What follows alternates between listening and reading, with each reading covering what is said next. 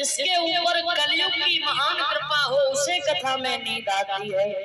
नींद आने के कई एक कारण है। पहला नींद तब आएगी आपका आसन बिगड़ गया तो नींद आएगी तुरंत।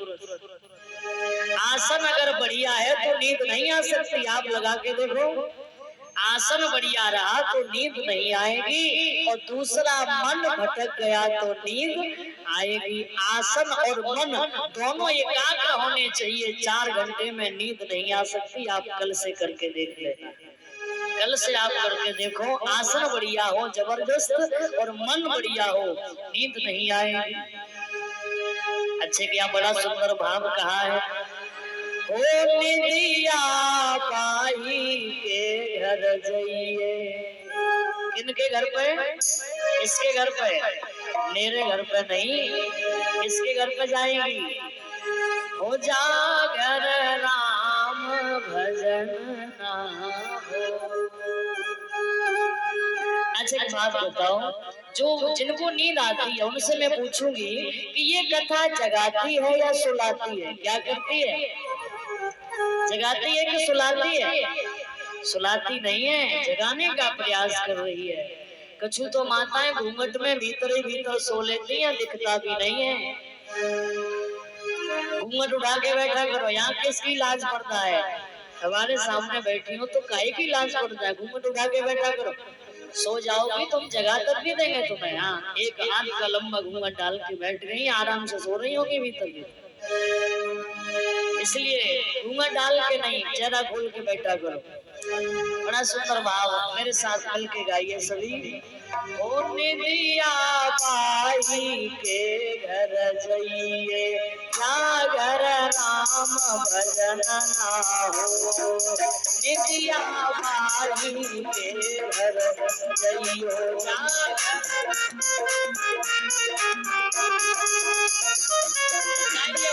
से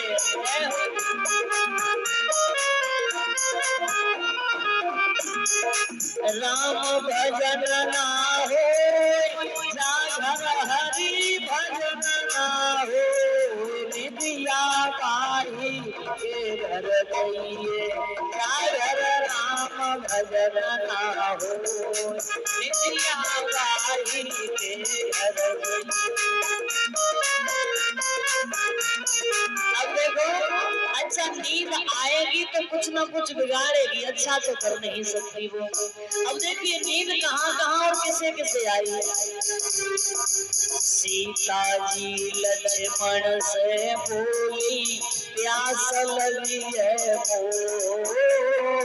सीता जी लक्ष्मण से बोली, प्यास लगी है मोरी।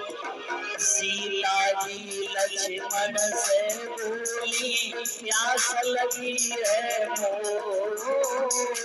सीता जी लक्ष्मण से बोली, प्यास लगी है मोरी। लक्ष्मण जी दोनों पानी लेने गए, सीता जी गई सोए।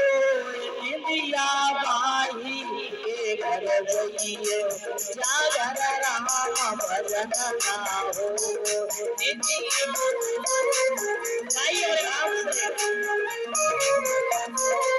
ओम शिव शंकर भगवान की जय हो।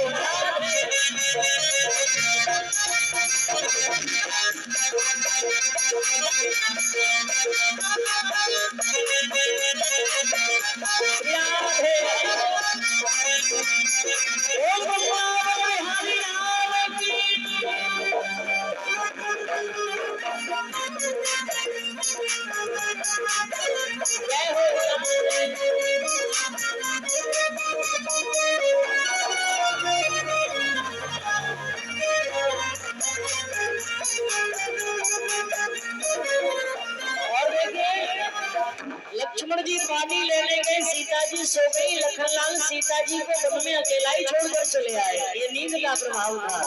और देखिए पार्वती शंकर से बोली, कथा सुनाए दो। पार्वती शंकर से बोली, कथा सुनाए दो। शंकर से बोली कथा सुनाए पार्वती शंकर से बोली कथा सुनाए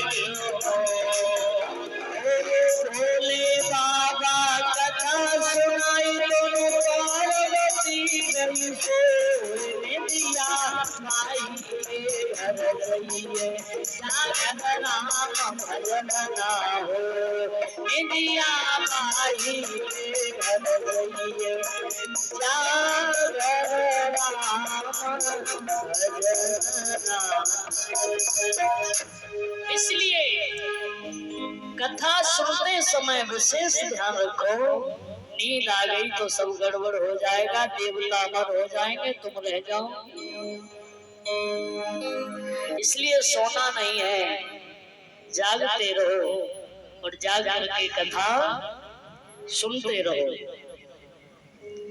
सो गए तो सब मामला खराब है, इसलिए जागते रहिए, सोना नहीं है। बहुत तूने सोए लियो रे अब तो जाग मुसाफिर। सोते सोते सारा जीवन हमारा निकल गया। पूरे जीवन में हम जब भी जागते हैं, या तो सत्संग जाने का मौका मिले या कथा में जाने का अवसर मिले, तभी हम जागते हैं, और बाकी के दिन हम सो ही रहे हैं, जागे नहीं है कभी भी। इसलिए भगवान के भक्त बनो, ऐसे भक्त नहीं कि पंडाल में बैठकर 20 बार घड़ी देखते हो, 5 नहीं बजे अब तक, 20 बार घड़ी को देख चुका हो कि अभी तक 5 नहीं बजे, वो भगवान का भक्त नहीं हो सकता। भगवान का भक्त वो है जो भगवान के दरबार में आकर के खुद को भूल जाए, स्वयं को भूल जाए, वो भगवान का भक्त होता है। इसलिए विश्वास रखो, नींद नहीं आए, ऐसा दृढ़ संकल्प होना चाहिए। और आइए, जितने भी वक्त, जितने भी समय तक कथा सुनो, मन भगवान की कथा में ही होना चाहिए। बोल वृंदावन बिहारी लाल। तो पूरी अमर कथा तोता ने सुनी और पार्वती जी सोती रही। कथा जब हो गई तो बाबा ने, भोलेनाथ ने पूछा, देवी जी कथा कैसी लगी? अब कछु सुना हो तब तो बता दे कैसी लगी। बाबा पूछ रहे, देवी जी कथा कैसी लगी? और सोई देवी जी की नींद खुल गई और हाथ जोड़ के बैठ गई, क्षमा करियो बाबा, मैंने कुछ नहीं सुन पाया। बाबा बोले, मतलब ये है कि मैंने कुछ सुनाई नहीं, तो बताओ क्या तुम्हें कथा कैसी लगी? बाबा बोले, तब से हम कथा सुना रहे, तुमने कुछ नहीं सुना। पार्वती बोली, आपकी सौगंध